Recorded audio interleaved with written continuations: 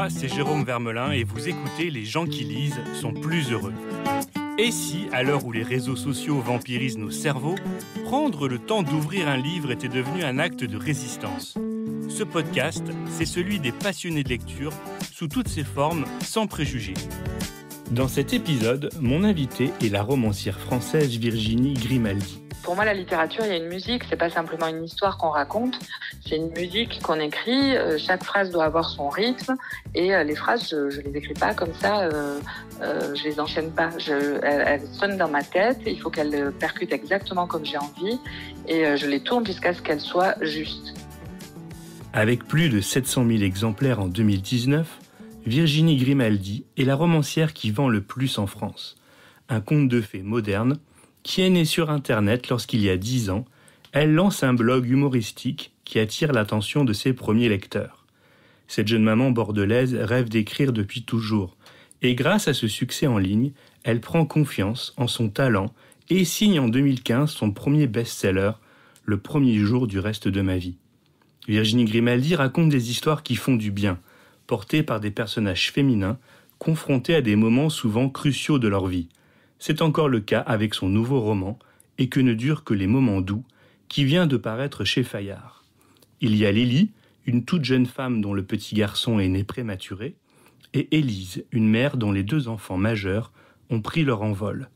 C'est de ce roman choral, encore plus personnel que les précédents, et de son incroyable histoire, que Virginie a bien voulu parler dans cet épisode. Bonjour Virginie Grimaldi, vous allez bien ? Bonjour, merci, je vais bien, et vous ? Écoutez, pas mal, encore un peu confiné en fait. Vous, c'est votre cas ou pas ? Ah oui, complètement. Moi, je suis hypocondriaque, donc je suis encore cloîtrée chez moi. Je sors pour l'essentiel et je fais respecter à tous mes proches une distance de sécurité de 5 ou 6 mètres. Tout le monde me déteste. C'est vrai, à ce point-là ? Non, j'en rajoute, mais je reste très prudente. Ouais, on reste très prudent ici. C'est une période qui a été très compliquée, un peu compliquée pour vous, sachant que vous avez un enfant en bas âge ? Oui, il a 11 mois. Alors, ça a été très compliqué au début. Il y a eu une espèce de sidération, mais qui, je crois, a touché tout le monde. Beaucoup d'angoisse. Et puis, on s'est habitué et j'ai trouvé ça fou. J'ai l'impression qu'on peut s'habituer à tout parce que 1 mois plus tôt, on nous aurait dit il va y avoir un virus qui va toucher le monde entier. On va être confinés chez nous. On n'aura pas le droit de sortir. On aurait dit bien sûr. Et puis, c'est arrivé et c'est devenu notre quotidien. C'est assez dingue. Donc après la sidération, finalement, on a pris nos marques et on a essayé de profiter autant que possible. On avait la chance de pas être touché par le virus et de pas avoir de proches touchés. On est près de Bordeaux, donc on a été une région assez épargnée et on a essayé de vivre au mieux cette période en restant en famille. Quelle place ont occupé les livres ? Alors d'abord, les vôtres pendant le confinement. Est-ce que votre livre, il était terminé quand le confinement a commencé, je pense, non ? Oui, il était terminé puisqu'il devait sortir au tout début du confinement. D'accord. Et on avait évidemment repoussé la sortie. Dès que le virus s'est approché, on a dit on va pas. C'était difficile de sortir un livre dans cette période où beaucoup de gens seraient touchés par le chagrin et la peur. Voilà, de toute manière, on avait pris la décision. Mais il était terminé et alors les livres pendant cette période ont été totalement absents parce qu'il a fallu gérer 2 enfants à temps plein, dont un qui est scolarisé, donc je me suis transformée en maîtresse d'école. Ouais. Et puis le petit, voilà, on a vraiment priorisé le temps passé avec les enfants.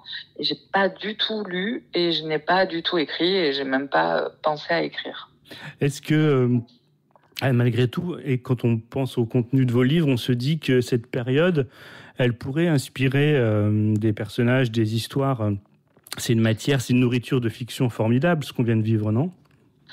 Oui, en effet, je vous cache pas que il y a une idée qui m'est venue, me chatouiller à un moment.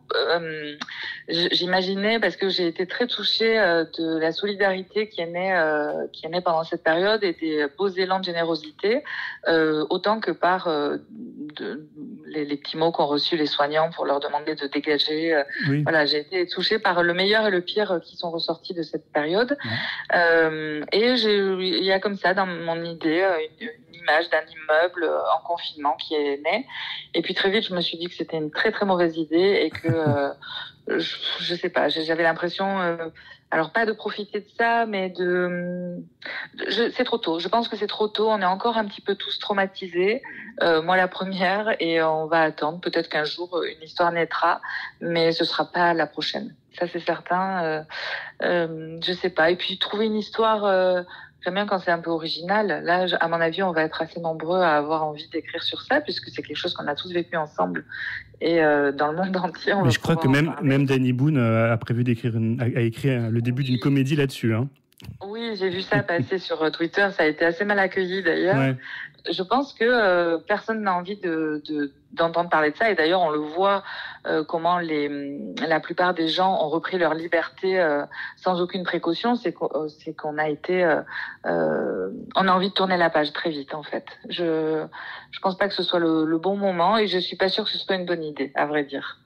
Alors Virginie, du vécu, du réel, il y en a beaucoup, je crois comprendre dans votre nouveau roman Et que ne durent que les moments doux. Expliquez-moi un petit peu comment il est né. Oui, alors du vécu, du réel, il y en a dans tous mes romans, mais c'est toujours disséminé, c'est caché derrière beaucoup de fiction. Et là, c'est le cas aussi. Hein, c'est pas du tout mon histoire que je raconte. En revanche, c'est une expérience, une aventure que j'ai vécue il y a quelques mois. L'arrivée de mon fils ne s'est pas faite comme prévu. Il est né un petit peu en avance. Il a été hospitalisé en réanimation et puis en service néonat. Bon, ça a été un petit traumatisme, on peut dire. Je l'ai pas très bien vécu. J'ai eu très très peur. On a eu très très peur. C'est pendant qu'il était dans son berceau branché avec les bips qui sonnaient sans arrêt que l'histoire a commencé à s'écrire dans ma tête. Et j'avais prévu justement de pas écrire pendant un moment. J'avais prévenu tout le monde chez mon éditeur en leur disant il y aura pas de livre l'année prochaine parce que j'ai besoin de profiter de ce bébé qui arrive. Et puis cette histoire ne m'a pas laissé tranquille jusqu'à ce que je l'écrive. Donc il y a une part de moi parce que ça parle en même temps d'une maman qui vient d'accueillir un bébé qui arrive un peu trop tôt. Et en parallèle, on suit aussi l'histoire d'une autre maman qui, elle, voit ses enfants quitter le nid. Parce que ce sont deux périodes charnières, je trouve, de l'existence d'une maman, d'un parent. Mais voilà, il y a un peu de moi, mais c'est pas mon histoire. Alors Lily, ces émotions, elles puissent quand même chez des choses que vous avez ressenties en direct pendant quelques semaines, quelques mois, non ? Oui, en revanche, les émotions, j'ai écrit ce roman sans aucun recul. Ouais. C'est celui que j'ai écrit avec le moins de recul, en fait. J'étais encore immergée dedans, j'étais encore sous hormones et je pleurais beaucoup en écrivant, je riais beaucoup, mais j'avais pas de recul. J'étais encore au cœur des émotions et donc voilà, ça affleure. Apparemment, ça se sent à la lecture. Qu'il a été écrit à chaud. Mais donc oui, je me suis servi des émotions que j'ai ressenties à ce moment-là et ça m'a fait un bien fou d'écrire. D'ailleurs, il a été écrit très rapidement. D'habitude, je mets du temps à écrire. Il me faut plusieurs heures pour vraiment commencer il faut que je m'isole plusieurs heures pour écrire. Là, je pouvais grappiller uniquement quelques minutes par-ci, par-là. Et ça jaillissait dès que je me mettais devant l'ordinateur. C'était un peu cathartique, je crois. Et justement, est-ce qu'il y a eu un premier jet comme ça que vous avez écrit très vite ? Est-ce que vous avez reposé le manuscrit pendant quelques semaines ou un peu plus ? Et est-ce que vous l'avez repris après ? Est-ce que vous avez eu l'impression presque de lire le récit de quelqu'un d'autre ? Ou est-ce que ça vous a un peu surpris ? Comment oui, est-ce que ce qu'on lit aujourd'hui, c'est vraiment ce que vous avez écrit à chaud ? Ou est-ce que ça a été un peu remanié ? Non, c'est tout ce que j'ai écrit à chaud. Il n'y a pas eu de premier jet. Alors bien sûr, il y a des relectures après qui interviennent, qui s'étalent sur plusieurs semaines, voire mois. Mais non, il a été écrit. Ça s'est échelonné. Alors sur quand même plusieurs semaines. Je dirais que j'ai mis 3 mois à l'écrire parce que j'avais pas trop le temps. Mais en effet, quand je relisais le début, je retrouvais des sensations qui déjà s'étaient un petit peu apaisées. Et c'était très étrange. C'est très étrange, cette expérience d'écrire sur quelque chose qu'on est en train de vivre encore. Et maintenant, quand je le lis, Quand je le lis et quand je lis les messages des personnes qui l'ont lu, je me rends compte que voilà, maintenant ça appartient à mon passé, mais que il y a cette émotion-là brute qui peut-être était plus douce dans les précédents romans. C'est-à-dire que j'ai toujours abordé des sujets qui me touchent profondément, qui me remuent, dont j'ai besoin de parler. Souvent le temps qui passe ou enfin voilà, ça a toujours été des sujets très importants pour moi, sur souvent des expériences vécues, mais avec beaucoup de recul. Je parle du passé souvent, ou du futur, mais pas du présent. Et là, c'est inédit et c'est très très fort. J'ai l'impression que ça crée un lien très fort avec les lecteurs. C'est très très puissant. Ce qui est d'autant plus frustrant, c'est de ne pas pouvoir aller en discuter avec eux pendant des séances de dédicaces. Ça doit vous manquer un peu, ça, non ? Oui, vraiment. Vraiment, ça me manque beaucoup. Après, je suis un peu sauvage et je fais pas souvent des dédicaces parce que ça m'impressionne beaucoup à chaque fois. C'est une énergie folle parce que je stresse des jours avant, je ne dors pas des jours avant et puis après je suis euphorique pendant 10 jours. Donc c'est beaucoup d'énergie, mais oui, ça me manque énormément, d'autant que j'ai l'impression que les lecteurs ont beaucoup de choses à me raconter. Alors heureusement qu'il y a les réseaux sociaux qui permettent d'échanger et puis et les mails. Voilà, on échange comme ça, on essaie de remplacer le réel par le virtuel, en espérant pouvoir vite retourner faire de vraies rencontres. On va reparler justement des réseaux sociaux et d'Internet, parce que sans Internet, on ne serait pas là sans doute en train de discuter. Ça a beaucoup compté dans la façon dont vous avez été révélé. Mais avant, moi, je voudrais parler d'un aspect du roman, enfin, d'un métier, ou plutôt d'une occupation, je ne sais pas comment on peut décrire ça, qu'on peut découvrir pour certains dans le livre, ce sont les câlineurs. Expliquez-moi un petit peu votre découverte des câlineurs. Oui, j'ai découvert qu'il existait alors je le savais déjà parce qu'il y a Baptiste Beaulieu qui en parle dans un de ses livres. Et je l'avais découvert à cette occasion. Et là, en néonat, j'ai découvert qu'il existait des câlineurs. Alors à Bordeaux, ça s'appelle des câlineurs. Dans d'autres hôpitaux, ça peut s'appeler des berceurs. Voilà, c'est différent, c'est propre à chaque hôpital. Mais ce sont des bénévoles qui viennent prêter leurs bras à des bébés qui en ont besoin. Qui sont en néonat ou en réanimation et dont les parents ne peuvent pas venir ou ne veulent pas venir pour tout un tas de raisons. Et en fait, on s'est rendu compte que les bébés qui reçoivent de l'affection, du pot à pot notamment, s'en sortent mieux que les autres. Et ça apaise leur rythme cardiaque, leur rythme respiratoire, ça apaise leur stress. Et surtout, voilà, ça augmente leur chance de survie. C'est incroyable. Et donc, il y a des personnes qui viennent prendre le relais des parents, parce que parfois les parents ont d'autres enfants dont ils doivent s'occuper. Parfois, ils habitent loin aussi, dans une autre région. Ouais. Donc, c'est pas facile. Bon, voilà. Et d'autres qui sont un peu traumatisés, ou des mamans qui ne sont pas aptes parce qu'elles ont eu une opération. Enfin voilà, il y a tout un tas de raisons qui font que les parents ne peuvent pas venir, et donc il y a des bénévoles qui viennent prendre le relais, et je trouve ça magnifique. Et je me suis rendu compte de l'importance du pot à pot et de ces câlins. Mon fils avait un rythme respiratoire très élevé, il respirait très vite et c'était pas bon du tout. Et la première fois qu'ils me l'ont posé dessus, donc il avait tous ses fils, tout ça, il était branché, on voyait son rythme respiratoire sur l'écran, et c'est descendu, mais immédiatement, ça s'est apaisé. Et c'était assez incroyable, c'est un peu magique. Vous avez fait appel à un câlineur, vous ? Vous avez besoin ? Non, pas du tout, alors moi j'étais là tout le temps. D'accord. Non, parce que j'ai été hospitalisée aussi un petit moment suite à l'accouchement, et j'étais à l'étage en dessous, donc il me suffisait de monter et j'y passais mon temps. Et en plus de ça, ils ont installé des fauteuils qui sont pas très confortables, mais qui permettent de rester aussi longtemps qu'on veut. On peut venir de nuit comme de jour, donc j'y passais à peu près toutes mes nuits et tous mes jours. Et ensuite, j'ai eu la chance, il y a des chambres aussi parents-enfants pour ceux qui sont en transition vers la sortie. Et pendant les 3 derniers jours, j'ai pu rester là-bas 24/24. Alors Virginie, je disais que vous deviez une partie de votre succès à Internet et aux réseaux sociaux. Pour ceux qui vous connaissent peu ou pas, tout commence avec un blog. Expliquez-moi un petit peu. Est-ce que ce blog, au départ, ce sont les graines un peu des romans que vous avez envie d'écrire, ou est-ce que ça n'avait pas ce but-là au départ? Ah oui, c'est ça. C'est-à-dire qu'avant le blog, j'avais envoyé un manuscrit à des maisons d'édition, j'avais eu des refus, et j'avais ce besoin d'écrire et j'avais très envie d'être lue parce que je crois que on a souvent envie d'être lu quand on écrit. Et en même temps, j'étais pas du tout sûre d'avoir une plume qui intéresse qui que ce soit ou d'avoir quoi que ce soit d'intéressant à raconter.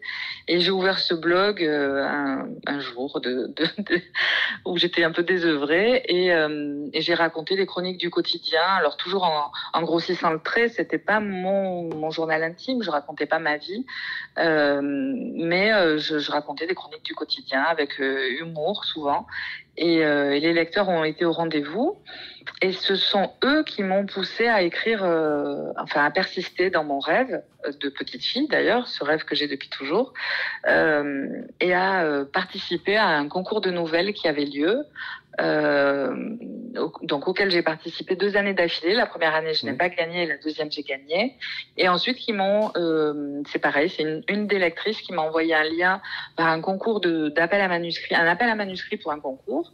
J'ai donc écrit le manuscrit de mon premier roman, Le premier jour du reste de ma vie, qui ne s'appelait pas du tout comme ça, en 1 mois, puisque la date butoir était 30 jours après.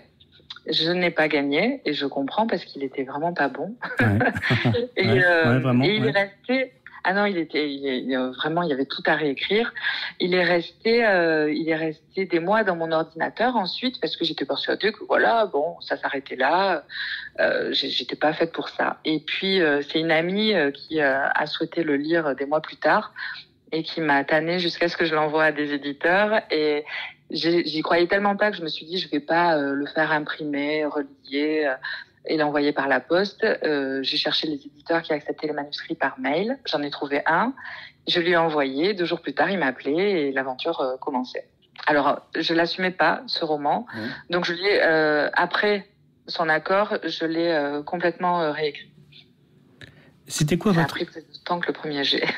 C'était quoi votre métier, Virginie, à l'époque? Vous faisiez quoi avant d'écrire? Peut-être que vous faites toujours, d'ailleurs, je ne sais pas. Non, j'ai arrêté il y a 2 ans maintenant. J'étais dans la communication web et avant ça, j'étais assistante commerciale. Ouais. J'ai fait des études. Alors, je voulais faire des études de lettres, mais voilà, j'avais envie de gagner ma vie et donc j'avais fait un BTS en alternance pour pouvoir avoir un petit salaire.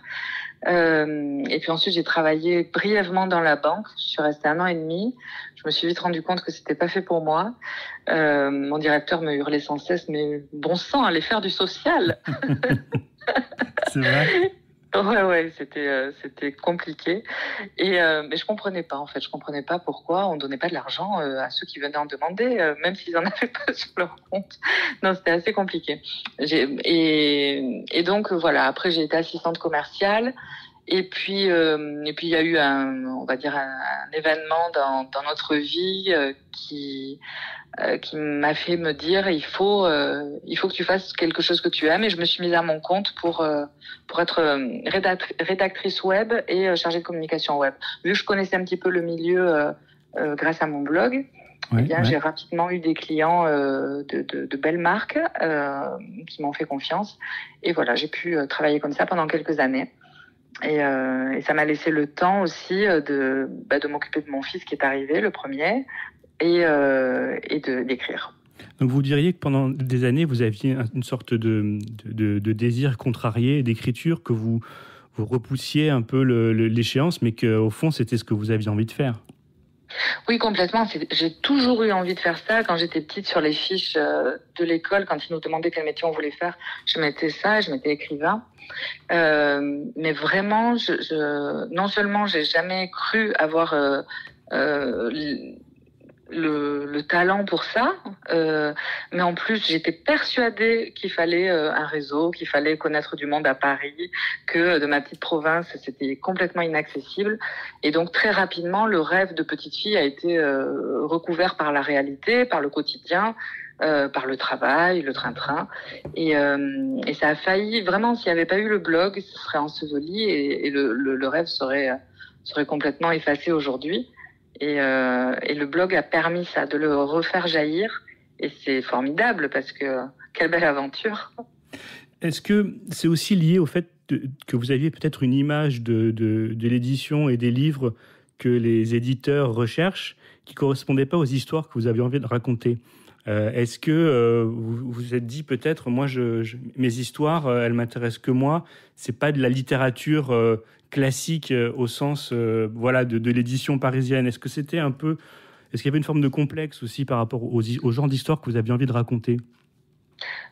Pas tellement, parce que ces dernières années, depuis quelque temps maintenant, ça s'est ouvert. On n'est plus dans la littérature classique. Dans la littérature contemporaine, maintenant, il y a de tout. Et donc, je lisais déjà des livres qui se rapprochaient de ce que j'aimais écrire. Je pense à Anna Gavalda. Alors, le premier livre qui m'a fait rire, parce que j'aime aussi faire rire. J'aime provoquer des émotions, mais j'aime beaucoup faire rire. Et je me souviens avoir lu le journal de Bridget Jones quand j'avais une vingtaine d'années. Et je m'étais dit, bon sang, on peut faire rire en écrivant, c'est génial.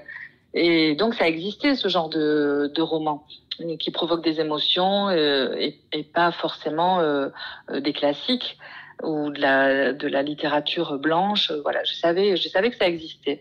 Mais non, c'était que je j'avais pas confiance en ma plume. On n'est pas du tout dans une famille d'artistes, d'écrivains. Alors, même si ma grand-mère écrit beaucoup et je trouve qu'elle écrit très bien, mais c'était pas le milieu dans lequel j'ai grandi.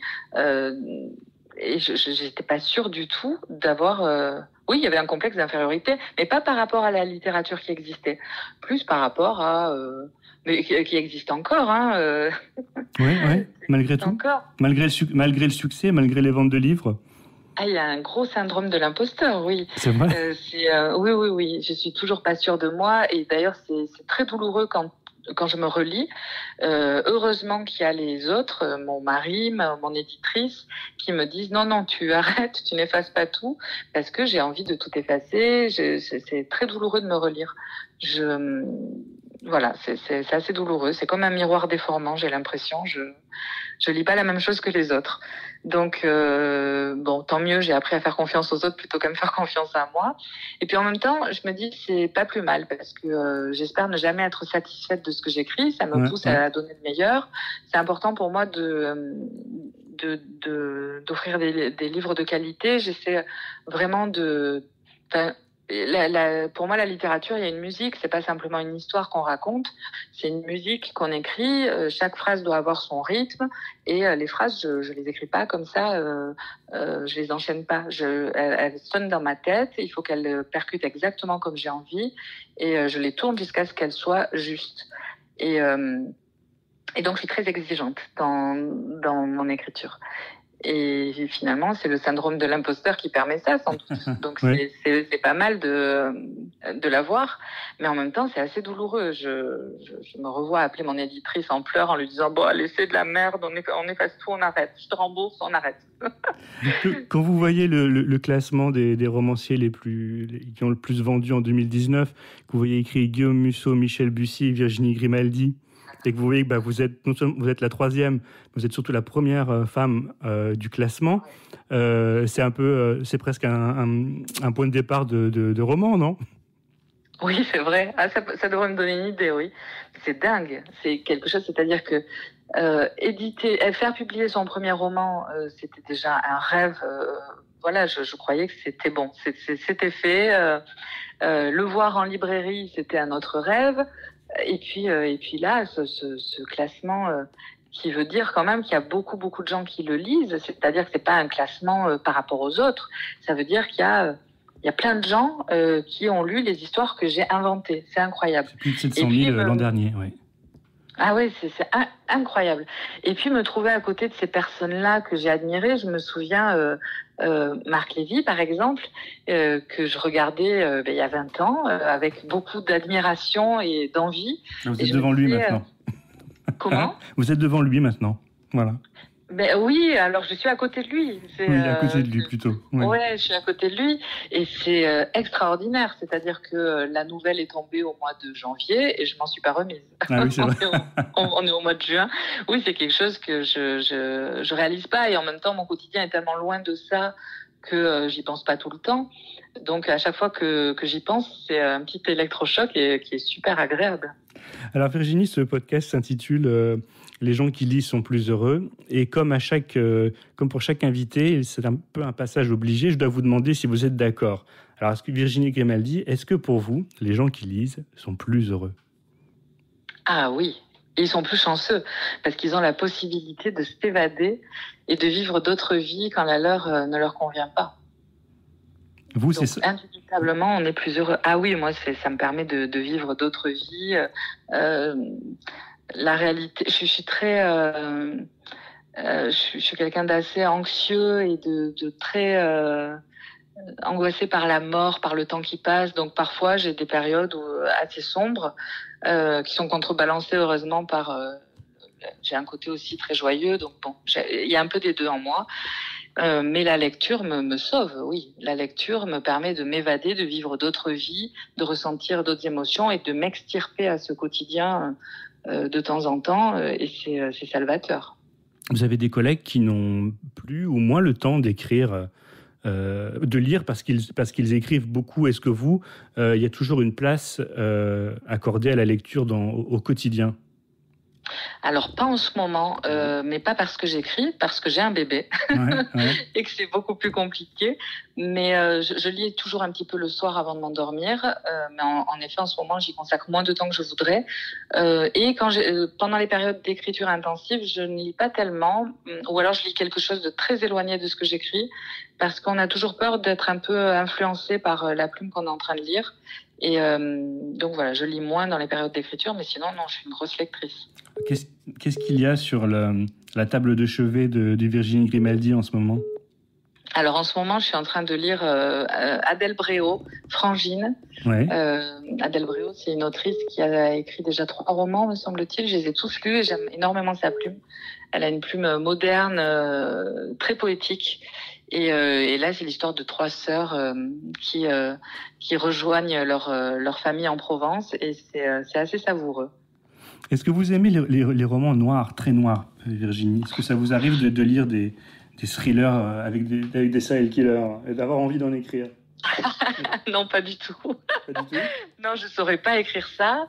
Les romans noirs, alors pas forcément des thrillers ou avec des meurtres et tout ça. J'aime les romans noirs psychologiques ou alors il y a un auteur que j'aime beaucoup, c'est Henri Lovenbruck, qui a écrit notamment Nous rêvions juste de liberté, qui est dans mon top 3 absolu, un roman magnifique, donc un roman noir, mais et qui écrit plutôt des polars habituellement.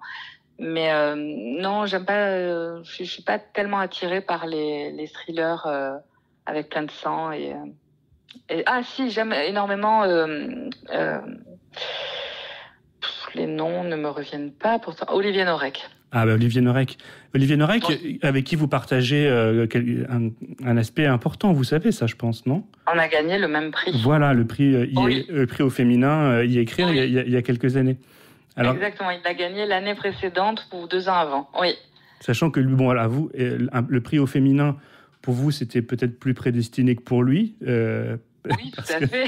Par rapport aux genres d'histoire qu'il raconte, mais Olivier Norek a gagné ce prix un petit peu après vous, c'est ça, je crois ? Avant l'année d'avant ou 2 ans avant, oui. Oui, et je suis assez fan de sa plume, notamment Entre deux mondes, qui est fabuleux et qui est nécessaire, que tout le monde doit lire. Est-ce qu'on va voir des adaptations à la télévision ou au cinéma des livres de Virginie Grimaldi ? C'est en cours, oui. Ouais. Alors, je croise les doigts pour que ça se concrétise, mais il y a un des romans, notamment Il est grand temps de rallumer les étoiles, dont le tournage devrait commencer l'année prochaine. Donc c'est assez bien avancé. C'est pour la télévision ou le cinéma ? Comment ? Cinéma. C'est pour le cinéma, d'accord. Oui. Cinéma, et je ne peux pas en dire plus, malheureusement. J'ai très envie et j'ai hâte de pouvoir en dire plus. D'accord. Mais pour l'instant, je peux pas. Et le casting est en train de se faire. Oui. Ça correspond bien à ce que j'imaginais. Donc c'est très excitant. Et puis les autres, il y a Tu comprendras quand tu seras plus grande, qui est bien avancé aussi. Et puis d'autres qui viennent d'être mis en route. Donc on va voir ce que ça donne. Mais je suis très très heureuse des personnes qui ont été qui ont été séduites et qui adaptent en fait. Je suis très heureuse des choix qui ont été faits. Et donc vous participez de près ou de loin aux adaptations, ou vous leur faites totalement confiance? Alors jusque-là, je leur faisais totalement confiance. Je leur fais totalement confiance parce que je pense que c'est un objet différent et que ça pourra pas coller exactement à ce que j'ai écrit. Et donc, je préfère m'en désolidariser complètement et regarder ça de loin comme un nouvel objet. Et j'en serai d'autant plus émue.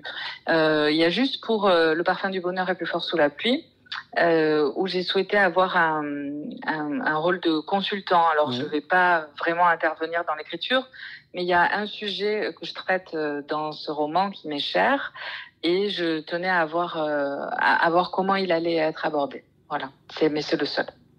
Est-ce que vous auriez envie d'écrire une série télé, Virginie? Parce qu'en ce moment, tout le monde regarde des séries, c'est même un concurrent. Ce sont des concurrentes pour les romans. Est-ce que vous, c'est un univers qui vous attire? Je regarde beaucoup de séries, mais non, je laisse ça à ceux qui savent le faire. Moi, j'écris des romans et je me sens pas du tout capable. Et puis un roman, ça prend déjà beaucoup de temps. Et, peut-être quand mes enfants seront partis de la maison et que j'aurai plus de temps, on verra. Mais pour l'instant, c'est pas du tout un souhait, une envie. Mais je suis très consommatrice de séries. Est-ce que vous êtes un peu inquiète pour l'avenir du livre? En ce moment, on voit que le confinement fait des ravages.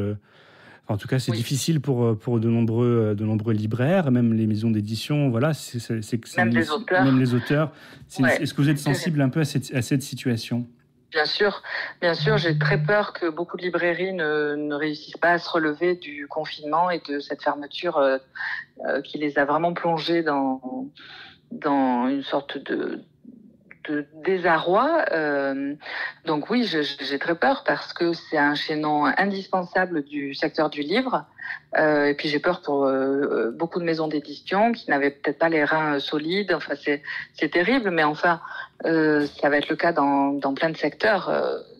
Dans le livre, oui, en particulier, mais il y a plein de secteurs pour lesquels ce confinement a été désastreux.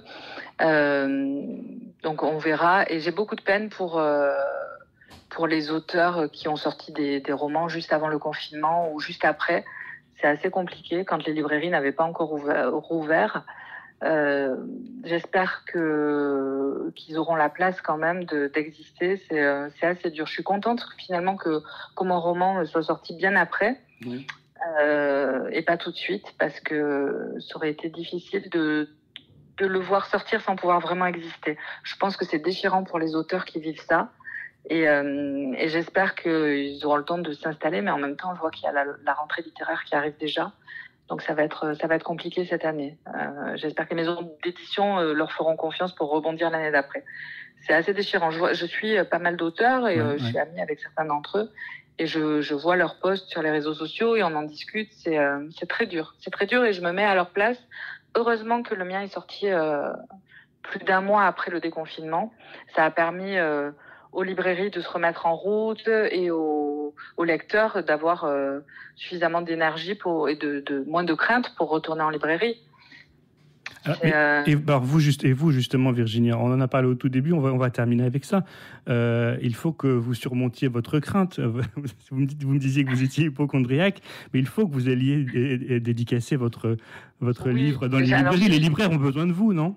J'ai imaginé quelque chose dont je dois parler à mon éditrice. Vous voyez, vous avez la primeur. D'accord. Je me suis dit qu'on pouvait peut-être organiser des dédicaces en extérieur et on prend beaucoup moins de risques.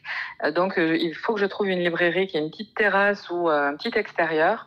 Et là, j'y vais avec grand plaisir. À Bordeaux. Mais À Bordeaux, oui, à Bordeaux de préférence, mais sinon, non, je peux bouger un petit peu. Ouais. Mais voilà, non seulement je suis hypocondriaque, mais il y a des personnes à risque dans ma famille aussi. D'accord. Donc c'est vrai que c'est aussi pour ça que je reste très prudente. Et puis j'ai pas envie de mettre en danger non plus les lecteurs en les faisant se déplacer dans un endroit clos. D'accord. On ne sait pas du tout où en est l'évolution du virus, donc je préfère rester très prudente. Mais en extérieur, j'adorerais. Ça me manque tellement. Que oui, on va trouver ça, on va organiser ça. Donc, avis aux libraires qui écouteront ce podcast, Exactement. Si vous avez une terrasse ensoleillée, avec un parasol quand même, parce qu'il risque d'y avoir du monde quand même à la dédicace, donc il faudra aussi respecter aussi 1 mètre entre chaque lecteur. Mais Virginie Grimaldi, vous êtes partante. Ah, je suis complètement partante. J'ai hâte d'y retourner. Et d'ailleurs, il y a un salon que j'aime beaucoup, le salon de Vannes, qui a été repoussé au mois de septembre. Donc, jusque-là, j'ai maintenu ma présence sous réserve de l'évolution du virus. J'aimerais beaucoup qu'il le fasse en extérieur parce que ça arrangerait tout le monde et ça permettrait d'être beaucoup plus serein lors de la signature et lors des rencontres. Parce que j'ai peur qu'il y ait beaucoup de personnes qui n'aient pas envie d'aller dans la foule comme ça. Tout est plus compliqué. Tout est plus angoissant et c'est pas censé être des moments anxiogènes. Écoutez Virginie, je vous remercie pour ce petit moment. Je vous dis à bientôt dans un monde moins angoissant peut-être, déconfiné et moins angoissant.